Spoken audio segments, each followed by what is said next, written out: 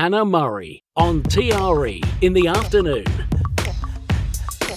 Joining us on the line now is English actor Kevin McNally, known for his roles in the Pirates of the Caribbean films. He was actually only one of only 3 actors who appeared in all 5 films. He's had roles in various TV shows, including The Crown, Downton Abbey and Unforgotten, and films like The Spy Who Loved Me, Spice World and Sliding Doors. He was recently in Marbella filming a new British sitcom called Ketchup, which follows a hapless British couple who attempt to run a bar on the Costa del Sol. It was launched on the 4th of October at the Red Dog Cinema in Puerto Banus as part of the Marbella International Film Festival. Welcome to the show, Kevin.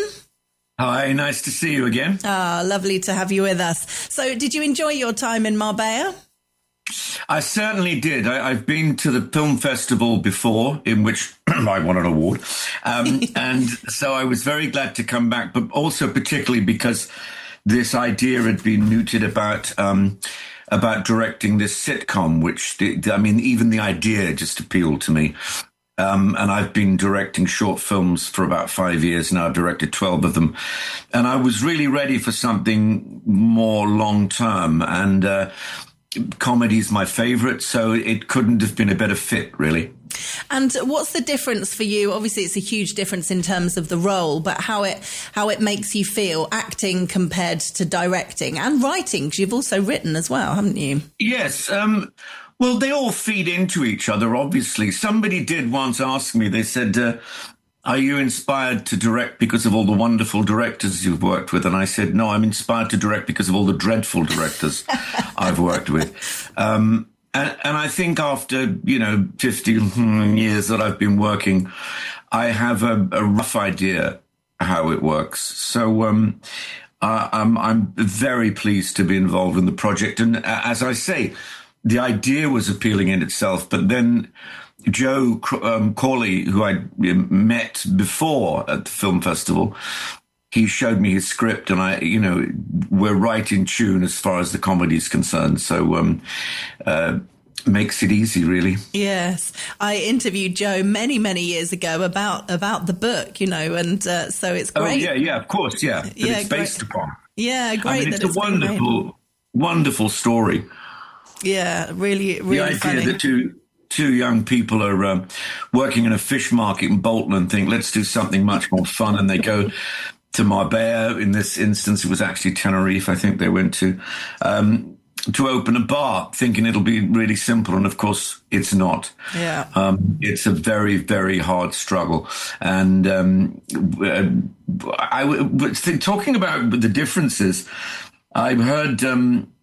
I think it was Morgan Freeman say a really good director should be a good casting director, because on the day you just watch the performances of the people that you've entrusted with the role, and it's your job to then film it properly and film them properly. So that's tremendously good advice, I think. Yeah, absolutely. And with all the different projects that you've been involved in, some of which I mentioned in the introduction, how do you decide that you want to be involved in something? Do you just go to the audition, or do you have a good look at the script and think, no, I'm not really sure this is for me? It's very much whether it leaps out to you in the first reading of the script, really. And I have, been offered some jobs. Particularly, I got offered on a very famous franchise. I got offered a job, and my agents were like, God, the world would open up to you in terms of going to Comic-Cons and stuff. And I said, yes, but it's just too boring. I couldn't do that for 14 months. It would drive me crazy. Yeah. So, you have to go to something that you're going to enjoy, and therefore you're going to do well. Yeah, that makes sense. You want to be choosy. Yeah. And you can, not too early on in your career, you can't be choosy, but later on you can be a bit more choosy. Yeah, no, fair enough. And with all the TV projects that you've done, some big shows being involved in, as I said, Downton Abbey, Spooks as well was another one. Some American ones, Designated Survivor, The Good Fight, some great shows. I mean, what's it like being on these big productions? It's wonderful, really. But in a funny way, over the course of my 50 or so years, it all changed in the 80s when television started to be shot like film rather than with multi-camera in studios and shaky sets and all that, which I did plenty of that in the 70s. But all it is the bigger the film, the bigger the cock-ups are, is what I find. So working on television is very exciting. It's very fast. You have to be very fast. You can't hang about, because you've got to get it done. And it also can come as a surprise. I was asked to do a job in America called Supernatural. I'd never heard of it. And it came out and I came home and I couldn't understand the amount of people who were coming up to me saying how I loved you in Supernatural, but I didn't realize it was such a worldwide phenomenon. So you learn those things as well. Yeah. Yeah, I suppose you get projects that land on your desk that maybe you haven't heard of, don't know much about. And Absolutely. Yeah. Absolutely. Or with something like Pirates, when there hadn't been a successful pirate film in 40 odd years. And, you do it. And I thought, well, there'd also been some rather misguided attempts to make films of Disney rides beforehand.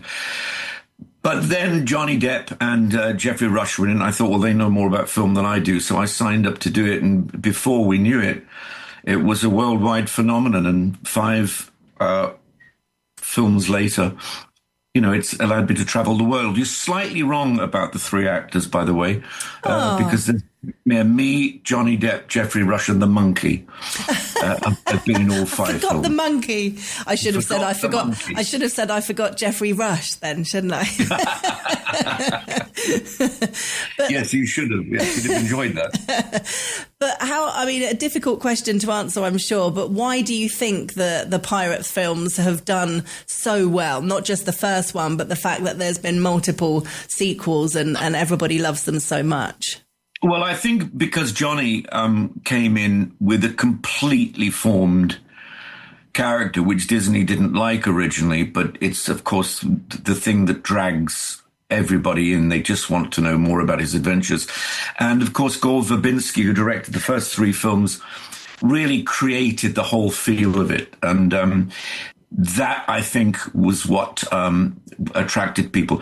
Also, the wonderful mix of humor, character, horror, it's sort of thing, very often, films go, well, we'll just be funny or we'll just be scary or we'll do that. So it's very hard to place as a genre film. So people have loved it, which I'm very pleased about and very proud to be part of. And it appeals to all generations as well. They're not kids' films. They're not adult films. There's people, all different ages who love them for different reasons, maybe. Yes, no, absolutely. It certainly appealed to me and my generation because we remember Errol Flynn and Tyrone Power from all of those films that were repeated on television in the 60s. They were black and white films. And then, I go around the world doing conventions and people between the ages of 20 and 40, they grew up with these films, and I get some very touching, moving stories from people about, maybe didn't have such good childhoods. And they say, well, Pirates was where I went to for my pleasant place, and it's lovely to hear those stories. It must be so nice. And get that feedback from the audience. Yeah, absolutely. Because I suppose, I guess it's the advent of social media, is it, that people can contact you? Because that wouldn't have happened so much back in the day, would it? Well, it doesn't. It's more Comic-Cons. It's actually physically meeting people. Nice. Okay. When they come up and ask for your autograph or whatever, or a picture of the films. So that's the real way I get to meet the public. Yeah. And again, if you weren't doing those at Comic-Cons and things like that, then maybe you wouldn't be getting the feedback. And it must be strange doing a job. Yeah, doing a job like film and television, really prolific roles in big well and shows and not getting much feedback unless people say something. You're putting out this work, putting your heart and soul into it and being like, well, you'll know that people are watching because of the figures, but people don't always say anything. No, and to add to your point, I'm much more interested in what the viewers have to say than what reviewers have to say. Yeah. So actually the people who watch it and love it, that's who you want to hear from. Yeah. Definitely. And I really enjoy it. And have you done any writing recently? I know many years ago you wrote some Minder episodes, didn't you? That was a while ago. Minder and Boone.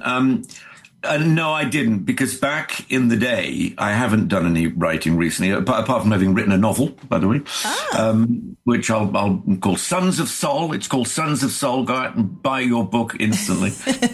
But back in the day when I was writing those things like Boone and Minder, me and my late partner, writing partner, we'd literally go to the pub with the producer and they'd say, well, what do you got? And we'd say, oh, well, Arthur, an old feud comes up between him and the barman, and they say, go ahead and write it. And then slowly over the 80s and over the 90s, and into the early 2000s, it became, everybody could, can you write it out first? And then can we have a breakdown of scenes? And, then we'll have a lot of people look at it and talk about it. And I just went, I'm bored with this. I just want to go from the imaginative, Yeah. I'm not a committee man, No, fair enough. So any more novels on the horizon? When did this novel come out? About 3 years ago. It's my favorite genre. It's a classic, of the sort of classic sci-fi genre of the 50s and 60s. It's very humorous as well. I have actually two, sequels in my mind, but I just can't get the time to write them. Yeah. I am pleased to be able to say, because, particularly since lockdown, at a time when I was available to a lot of young filmmakers who I perhaps wouldn't have been available to before, I found myself working with a lot of young filmmakers on short films, on low budget films, so that I don't just do police procedurals on the television, which is, which we are consumed with at the moment. Yeah. So I find, it's not as financially rewarding, but it's very artistically rewarding. And so just working with a lot of young people, it's great. And they keep coming back to me and asking me to do more films. So I'm just busy all the time. And, they're all out. So I'm in Marbella, and then I'm in Washington State in America, and then I'm filming in Vancouver. And so the idea of just sitting down for giving myself 3 weeks, 5 hours a day and writing a book, hasn't come to me yet. No. But when it does, I shall write the sequel. Great. Which you'll all be begging for when you've bought me book. Of course. And any more TV or film work in the pipeline that we can be looking out for that you can tell us about? Yes, I've just finished an episode of Midsummer Murders, of course. Okay. I have a number of little films coming out. There's one I particularly enjoy. Its name I can't remember at the moment. But I've really taken the second half of this year off not doing that, because I've not only got Ketchup going on, I've got 2 movies that I want to direct. It's incredibly difficult raising money for, things that aren't police procedurals, or, the movies have been taken over by the franchises, Marvel, etc. So to try to get money for interesting films about interesting people, it's hard work. So I'm sort of devoting myself to that at the moment while going off and doing it. I'm going to France, for instance, next week to do a little film in French. Wow. I better start learning that pretty quickly. So, it's all fascinating stuff, really. Yeah. But I do want to try to, by January, get one of these projects up and going off the ground, and Ketchup's my number one at the moment. Yeah. Right. Well, good luck with all of that. If people want to find out about Ketchup and how they can watch it, there's a website, isn't there? ketchupsitcom.com. Yes. So they can have go and there. see the progress we're making with the series. Yes, exciting stuff. Kevin McNally, thank you so much for joining us on Talk Radio Europe. My pleasure, and it was lovely to see you again, and lovely to talk to all of your lovely listeners out there in Radioland. Thank you, Kevin. Take care. You too. Bye-bye. Have a lovely Bye-bye. show.